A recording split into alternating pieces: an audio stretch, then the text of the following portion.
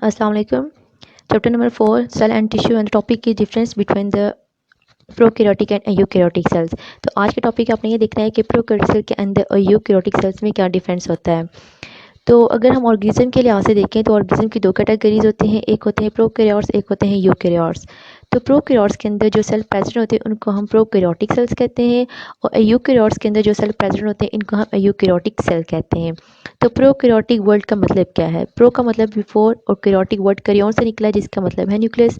और यूकैरियोटिक का मतलब है, यू कहते हैं ट्रू को, एंड कैरियोटिक वर्ड कैरियोन से निकला है तो जिसका मतलब है न्यूक्लियस। तो ये यूकैरियोटिक सेल वो वाले सेल होते हैं जिनके पास ट्रू न्यूक्लियस प्रेजेंट होता है, और प्रोकैरियोटिक वो सेल होते हैं जिनके पास ट्रू न्यूक्लियस प्रेजेंट नहीं होता। और प्रोकैरियोट्स को हम यूनिसेलुलर भी कहते हैं और यूकैरियोटिक्स को हम मल्टीसेलुलर कहते हैं। यूनिसेलुलर क्या होते हैं? यूनिसेलुलर वो, यूनि का मतलब होता है वन, ठीक है, एक। तो ये वो वाले ऑर्गेनिज्म होते हैं जिनका एक सेल से जो जो एक सेल से मिलकर बने हुए होते हैं, और मल्टी सेलुलर वो ऑर्गेनिज्म होते हैं जो एक या एक से सेल से मिलकर बने हुए होते हैं। तो एक ये डिफरेंस ये हो गया कि ये यूनिसेलुलर होते हैं और ये मल्टी सेलुलर होते हैं। अगर आपको ये डायग्राम नज़र आ रही हो तो डायग्राम में ये न्यूक्लियस है, ठीक है, और इसके अंदर क्रोमोसोमल डीएनए, या फिर हम जेनेटिक क्रोमोसोमल डीएनए, या फिर हम इसे जेनेटिक मटेरियल भी कह सकते हैं, प्रेजेंट है, ठीक है। और ये इनका जो न्यूक्लियस है ये मेम्ब्रेन बाउंड है, इसके आगे पीछे एक मेम्ब्रेन है जिसे हम क्या कहते हैं? न्यूक्लियर इन्वेलप कहते हैं। तो यूकैरियोटिक सेल्स के जो क्रोमोसोमल या इनका जेनेटिक मटेरियल है या क्रोमोसोमल डीएनए है वो इनक्लोज हुआ होता है न्यूक्लियर इन्वेलप के अंदर।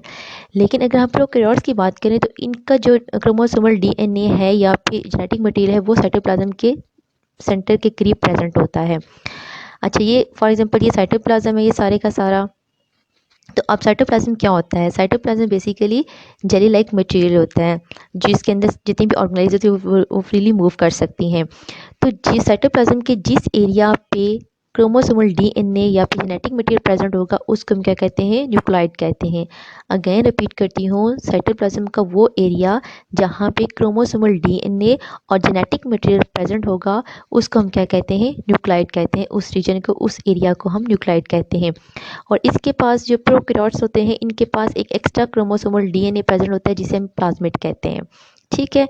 नेक्स्ट इसका ये पॉइंट आ जाएगा कि इनके पास वेल डेवलप न्यूक्लियस जो है वो प्रेजेंट नहीं होता, ठीक है। क्योंकि इनके पास कोई भी, अगर आपको यहाँ पे नज़र आ रहा होगा, कोई भी इनके आगे पीछे न्यूक्लियर इन्वेलप नहीं है, कोई भी एक मेम्ब्रेन बाउंड ऑर्गेनेलिस नहीं है जिसके अंदर ये जेनेटिक मटेरियल प्रेजेंट होगा, बल्कि ये साइटोप्लाज्म के अंदर ही पड़ा हुआ है। तो डेट्स हम कहते हैं कि well develop nucleus is not present. इनके अंदर कोई भी वेल डेवलप न्यूक्लियस जो है वो प्रेजेंट नहीं होगा। लेकिन यूकैरियोट्स की बात करेंगे तो इनके अंदर well develop nucleus is present, इनके अंदर प्रेजेंट होगा। अगर हम on the basis of organelles की बात करें, इनको डिफरेंशिएट करें, तो इनके अंदर जो प्रोकैरियोट्स होते हैं इनके अंदर मेम्ब्रेन बोर्न ऑर्गेनेलिस जो है वो प्रेजेंट नहीं होती, ठीक है। जैसा कि गोल्गी एपिटस है, एंडोप्लाज्मिक रेटिक्यूलम है, इसके बाद आ जाते हैं माइटोकॉन्ड्रिया है, और भी बहुत सारी ऑर्गेनेलिस हैं। ये सारी की सारी यूकैरियोट्स के अंदर प्रेजेंट होती हैं, लेकिन प्रोकैरियोट्स के अंदर नहीं प्रेजेंट होती। प्रोकैरियोट्स के अंदर राइबोसोम प्रेजेंट होते हैं। अब राइबोसोम क्यों प्रेजेंट होते हैं? क्यों? ये भी एक ऑर्गेनेलिस है, ठीक है, आप पीछे पढ़ के आए हुए हो। तो राइबोसोम इसलिए प्रेजेंट होते हैं क्योंकि ये क्या है? ये नॉन मेम्ब्रेन मोन ऑर्गेनेलिस है, इसके आगे पीछे मेम्ब्रेन नहीं होती।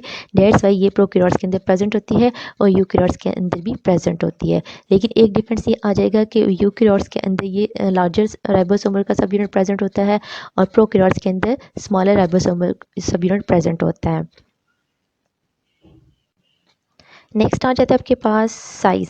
अगर साइज़ के लिहाज से हम देखें तो जो प्रोकैरियोटिक सेल्स होते हैं वो 10 टाइम स्मॉलर होते हैं as compare to eukaryotic cells, ठीक है। तो यूकैरियोटिक सेल्स से ये 10 गुना छोटे होते हैं प्रोकैरियोटिक सेल्स।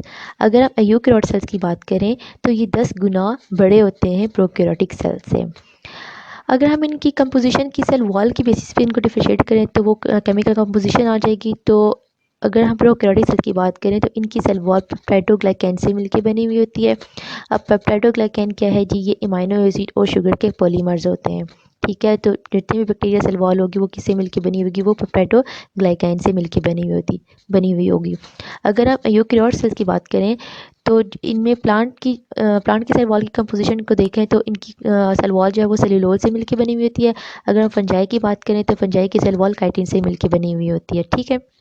एनिमल के अंदर सेल वॉल प्रेजेंट नहीं होती। एग्जाम्पल की बात करें तो एग्जाम्पल बैक्टीरिया, जितने भी बैक्टीरिया होंगे वो सारे के सारे किसके अंदर इंक्लूड होंगे, प्रोकैरियोट्स के अंदर इंक्लूड होंगे। प्लांट्स एंड एनिमल फंजाई वगैरह किसके अंदर इंक्लूड होंगे, वो एग्जाम्पल आ जाएगी आपके पास यूकैरियोट्स की सेल की आ जाएगी।